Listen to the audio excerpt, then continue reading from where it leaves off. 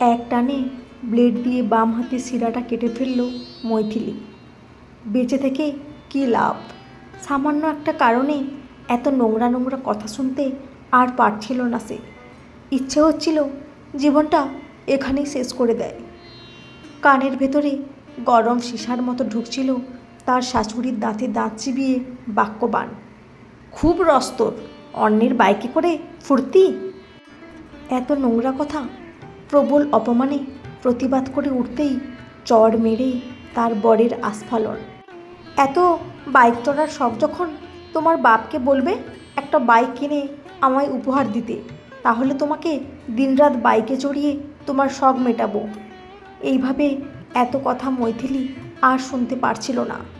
গায়ে হাত দিয়ে তাকে বারবার ঠেলে দিয়ে কথা বলা, চুলের মুঠি ধরে এই রকম অপমান মৈথিলির কখনো হয়নি।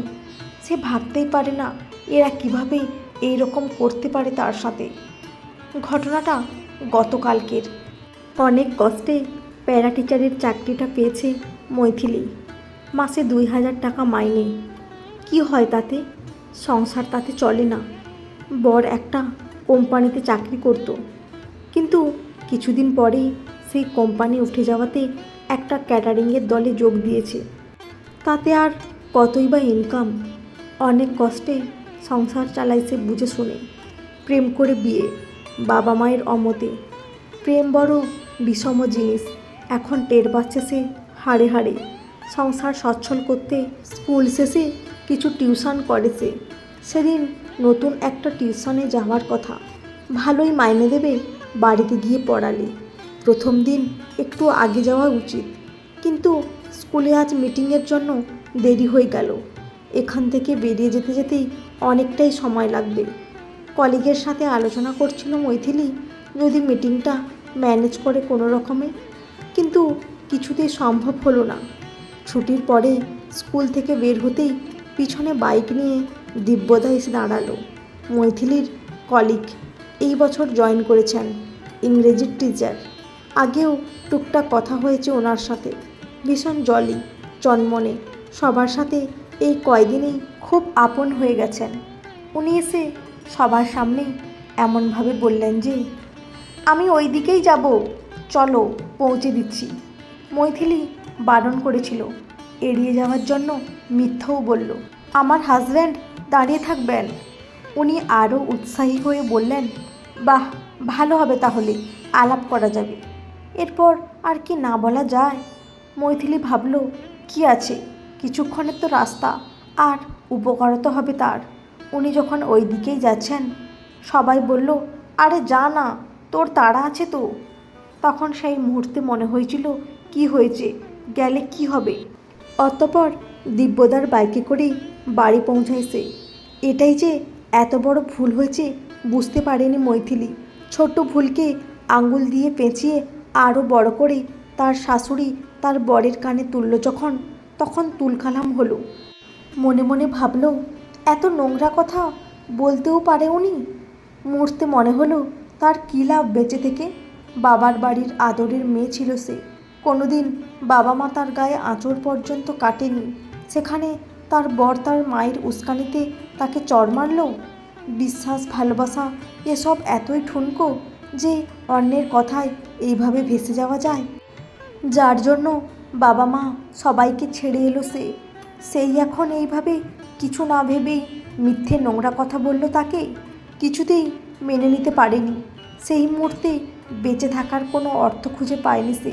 মনে হয়েছিল সে এতটাই খারাপ বরের চোখে।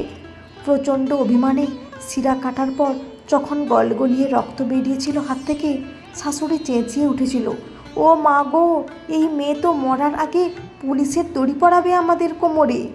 মৈথিলির বর শুধু পাগল হয়ে গিয়েছিল রক্ত দেখে। হাউমাউ করে কেঁদে উঠেছিল সে মৈথিলির হাত দুটো ধরে, মৈথিলির অজ্ঞান হয়ে যাওয়ার আগের মুহূর্তে। দোকান জুড়ে বইয়ের রাশি। মৈথিলি একটু দাঁড়ায় দোকানের সামনে। সানন্দা থেকে শুরু করে আনন্দলোক, আনন্দমেলা, শুকতারা, আরও অনেক পুজো বার্ষিকীর মোটা মোটা ম্যাগাজিন। দোকানদার একগাল হাসে মৈথিলির দিকে তাকিয়ে।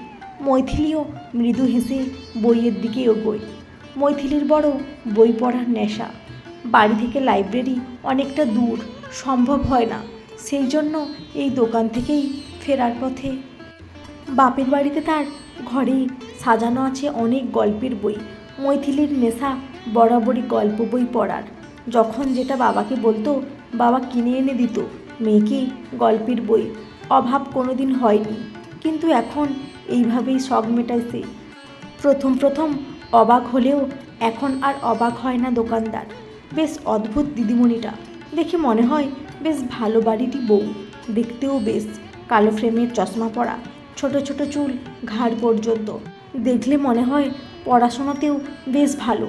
কিন্তু দিদিমণি স্কুল থেকে ফেরার পথে এত বড় বড় বই দোকান ছেড়ে তার এই বই দোকানের সামনে দাঁড়াবেই সপ্তাহে অন্তত একদিন।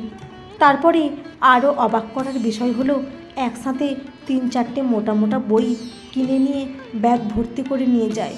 আজও 5খানা মোটা বই নিয়ে 25 টাকা তার হাতে ধরিয়ে দিল। টাকা হাতে নিয়ে গদগদ দোকানি। পুরনো ছেঁড়া বইয়ের দোকানদার দায়ী হয়ে সামনে পড়ে আছে। কিছু আবার সাজানো, এগুলো ঠোঙা বানানোর জন্য কেজি দরে কিনে নিয়ে যায় অনেকে। কিন্তু এই দিদিমণি সে বুঝেছে পড়ার জন্য নিয়ে যায় বইগুলো, তাই সে প্রতিটি বই 5 টাকা করে দিয়ে দেয়। অদ্ভুত লাগে, নতুন বই কেন কেনে না নতুন দোকান থেকে? আবার ভালো লাগে তার দোকানে এইরকম একজন বই পাগল মানুষ বইগুলো পড়ার জন্য কিনে নিয়ে যায় বলে। সে খেয়াল করেছে বইগুলো কি মমতায় ব্যাগে ঢোকায় দিদিমণি। শ্রদ্ধায় মনটা ভরে যায় তার। মৈথিলী বইগুলো ব্যাগে ঢুকিয়ে খুব খুশি হয়। সামনের 1 সপ্তাহের রসদ এখন তার সঞ্চয়ে। সংসারের খরচ বাঁচিয়ে নতুন বই ম্যাগাজিন কেনার সামর্থ্য তার নেই এখন। তাই এইভাবেই মনের শখ মেটায় সে। একটা ভালো লাগা সারা মন জুড়ে এখন তার। এ যেন সমস্ত কষ্ট থেকে মুক্তি। যদিও ওই ঘটনার পরে তার বর ক্ষমা চেয়েছে বারবার, তবুও কথাগুলো সেই যে মর্মে গিয়ে গেঁথে গিয়েছিল। হাতের ক্ষতর 4টে সেলাই সারতে শুরু করলেও মনের ক্ষত আজও দগদগে। হয়তো কোনো দিন সেটা ঘা হয়ে যাবে। সম্পর্কে পচন ধরবে এইভাবেই। সেদিন নিজের ভুলে বাবা মায়ের জন্য কেঁদেছিল খুব। ভুল করেছিল সে ঠিকই, কিন্তু ফেরার পথ যে আর নেই, তাই দগদগে ঘা নিয়েই ক্ষমা করেছিল সবাইকে। কিন্তু সেই দিনের পরে এক মানসিক চাপে বিধ্বস্ত শরীরে 2 দিন জ্বর ছিল বলে স্কুলে আসতে পারেনি সে। তাই বইও কেনা হয়নি। আগের বইগুলো পড়া হয়ে যেতে বড্ড ফাঁকা লাগছিল। অপমান আর কষ্টগুলো আবার ভিড় করছিল মনের মধ্যে। চিৎকার করে কাঁদতে ইচ্ছে করছিল নিজের অসহায়তায়। এই কষ্টগুলো থেকে পালিয়ে বাঁচতে তার বই চাই, নতুন চরিত্র চাই, যাদের মধ্যে নিজেকে ডুবিয়ে দিয়ে নিজেকে নিজের পরিস্থিতিকে ভুলে থাকতে পারে সে। তাই ট্রাঙ্কে যত্ন করে রাখা পুরনো বইয়ের মধ্যে সে পাগলের মতো খুঁজে বেরিয়েছে যদি একটা না পড়া বই বা ম্যাগাজিন বের হয়। না, পায়নি বলেই আজ শরীর খারাপ সত্ত্বেও বইয়ের টানেই স্কুলে আসা। স্কুলে এসে দিব্যদার হাসি মুখ দেখেও হাসতে পারেনি সে। ছোট চুল দিয়ে মুখে চড় মারার কালশিটে দাগ লুকিয়ে রাখে মৈথিলী, কেউ যাতে টের না পায় তার এই অপমান। হাতের শিরা কাটা ব্যান্ডেজটা ফুল হাতা ব্লাউজে ঢুকিয়ে রাখে যাতে কেউ দেখতে না পায়, কাউকে যাতে বলতে না হয় তার সীমাহীন ভেঙে পড়ার অনুভূতির কথা। স্কুল শেষে বই দোকানের সামনে এসে একটা দীর্ঘশ্বাস ফেলে। অপমান কষ্ট ভোলার আনন্দে কাঁপা কাঁপা হাতে তুলে নেয় পুরনো ম্যাগাজিন, গল্পের মোটা মোটা বই। সামান্য সামনের পিছনের পৃষ্ঠা ছেড়ে গেছে, তাতে কি? বইয়ের ভেতরের চরিত্রগুলো যে সজীব। সে যে নিজের মনের কষ্টটা ছড়িয়ে দিতে চায় বইয়ের চরিত্রদের মধ্যেই। এই রকম অদ্ভুতভাবেই নিজেকে ভালো রাখে সে। ওদের মধ্যে নিজেকে মিশিয়ে দিয়ে ওদেরকে নিয়েই সারাটা দিন কল্পনায় মিশে থাকতে চায় সে। যেখানে কোথাও স্থান পায় না তার শাশুড়ি আর বর, সেখানে প্রবেশ করতে পারে না সংসারের অশান্তি, নোংরা কথা, বাস্তবের রূঢ় কঠিন পরিস্থিতি। বন্ধুরা, আজকের গল্পটি কেমন লাগলো? যদি ভালো লেগে থাকে অবশ্যই একটি লাইক করে চ্যানেলটি সাবস্ক্রাইব করে পাশে থাকবেন। অসংখ্য ধন্যবাদ।